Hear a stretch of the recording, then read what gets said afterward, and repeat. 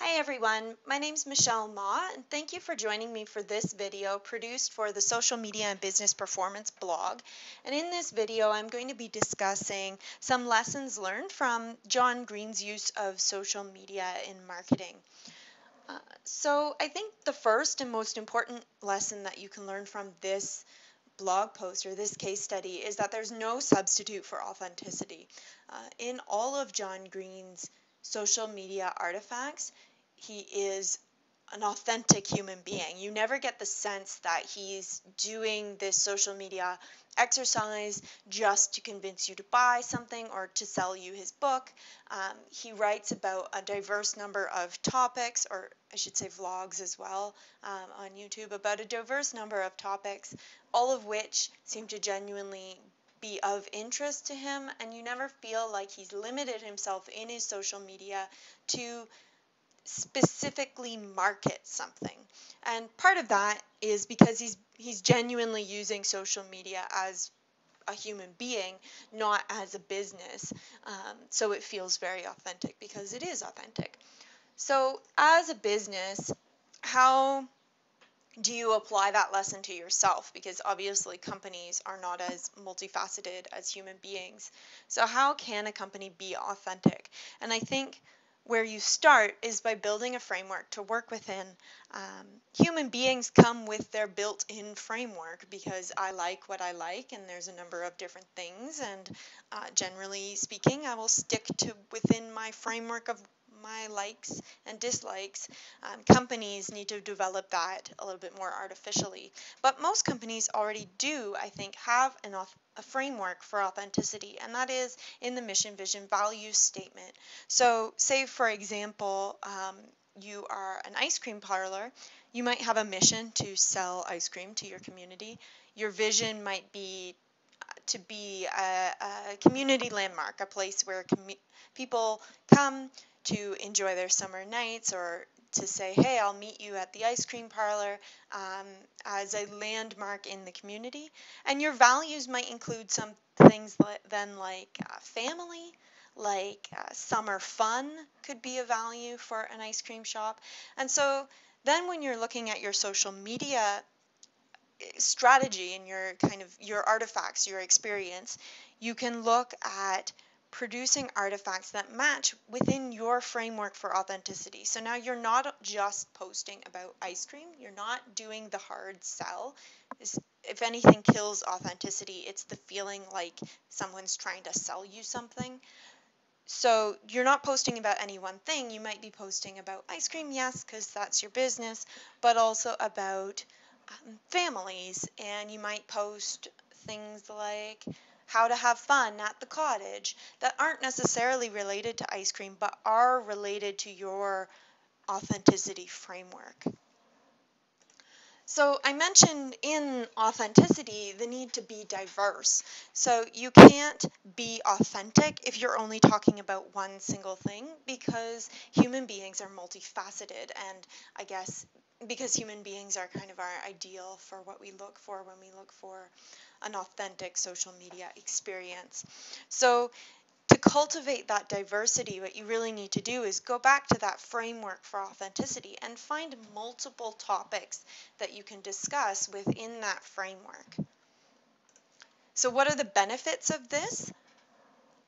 You get multiple audiences. So what John Green has done is he is, yes, an author, but also he produces videos online where he talks about world issues, and he also produces videos for education about history and world politics and stuff like that. So he has multiple audiences. If you don't like John Green's books, there's still an opportunity for you to like John Green because maybe you really like his history lessons or something like that. So as a company, the more diverse you can be, the bigger audience you can potentially exploit. Well, I shouldn't say exploit because that's not particularly authentic, but you know what I mean. So that gives you multiple avenues to appeal. Be where your audience is. So John Green is on a lot of different social media sites, predominantly YouTube, but also Tumblr and Instagram, and other similar things. And the reason why this works out so well for him, I think, is because he's a young adult author, and there are a lot of young adults on the internet, on YouTube, and on Tumblr in particular. The Tumblr audience is predominantly under 25, so he is where his audience is. So as a company, how do you apply that? Well, you have two options. You can do environmental scans and find out where your audience is, or you can just start and pull your audience to you.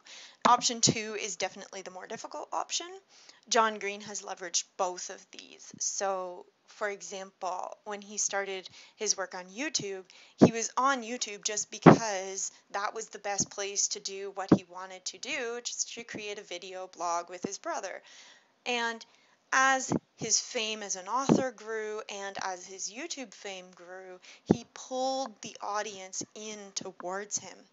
But when he moved off into Tumblr, he was definitely going to where his audience was, because he wasn't previously engaged in Tumblr, and then a lot of his fans from YouTube were on Tumblr, so that's why he moved to engage with Tumblr as well. So you can leverage both of these things to form your social media strategy. Just know that to pull your audience to you, you may engage in more authentic community, but it will probably take longer to do. So the next lesson, social media drives sales, but sales also drive social media. So in John Green's case, certainly his success on YouTube and in social media has driven sales of his novels, but what you can also see is the inverse relationship where sales of his novels drive engagement with his social media. So what's the lesson from that? Don't expect social media to equal sales in a one-to-one relationship, because it's just not going to happen. You're not going to be able to say, I have this many followers and I've made an equal or greater number of sales because of that many followers. It just won't happen. Not all of John Green's YouTube subscribers will buy or read his books, and not all the people who read his books will go onto his social media, but they definitely influence each other. I think the other thing is that social media is about community before sales, and because authentic communities are not typically based on sales. So develop your social media community, but when you develop a community, you will also develop a group of people who want to buy what you're selling. So they can be correlated, they just may not be one-to-one. And I think the last lesson that I wanted to talk about is that social media engagement really drives opportunities. So for John, as his fame grew in the Vlogbrothers space, he was able to branch out and start doing Crash Course, which is a different one of his products. So how can you apply this? As your reach through social media develops, so does your ability to do new things. And because social media is such a new field and there's so many different opportunities, you should think outside of what you think is conventional limits. So conventionally, educational videos are not produced by individuals and put onto YouTube. They're produced by big companies that sell textbooks or other things like that, and they're marketed via DVDs straight to teachers or educational school boards or stuff like that. So if John Green had looked at the traditional model for producing the kind of material and said, he would have said, well, there's no way. Aside from getting a deal with a company that does that, how are you going to get into that space? So he didn't do that. He said, I want to make videos where I can teach people things, and YouTube, I know that. I already can teach people things through YouTube, so I'm going to leverage that success. So I guess the bottom line there is look to things that you want to do, not to things that you think are possible, because social media can create its own possibilities as your reach develops and as your influence grows. And so that is all of the lessons that I thought were really important from this case study. There was 1, 2, 3, 4, and 5. And I hope you enjoyed this video.